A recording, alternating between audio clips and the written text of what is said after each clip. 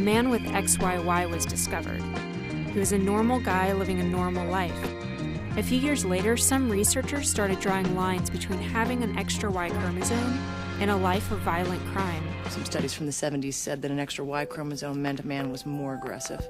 It all started at a Scottish mental institution where 315 men were genetically tested for chromosomal abnormalities. 9 of these men were above average height, had severe mental impairments, had criminal records, and had XYY syndrome. Although these 9 men had criminal backgrounds almost identical to men without XYY, scientists concluded that their history was directly related to their genetic disorder. So there's an extra Y chromosome.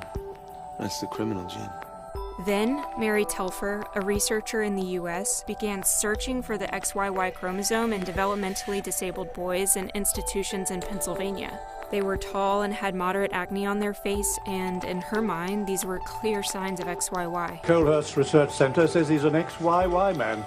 Do you believe in that theory? Around that time, a tall man in Chicago with visible acne scars on his face brutally raped and murdered 8 nurses. His name was Richard Speck. It immediately made sense to Telfer that he was XYY too. The New York Times latched onto this story and ran a series about the genetic disorder, stating that Speck's criminal disposition was directly related to the fact that he was a supermale with an extra Y chromosome. Genetic testing, however, concluded that he was XY, but the damage was done. The idea of a genetic mutant supermale quickly became a cultural phenomenon. Well, they'd found I'd got this extra male chromosome. Not surprisingly, there was this huge bias in research conducted on XYY men. Nearly all genetic testing of these chromosomes were conducted in prisons and mental institutions. Wait, so the extra Y chromosome doesn't lead to violence? The fact is, about 1 in 1,000 men have XYY syndrome, and a vast majority are completely unaware of their condition.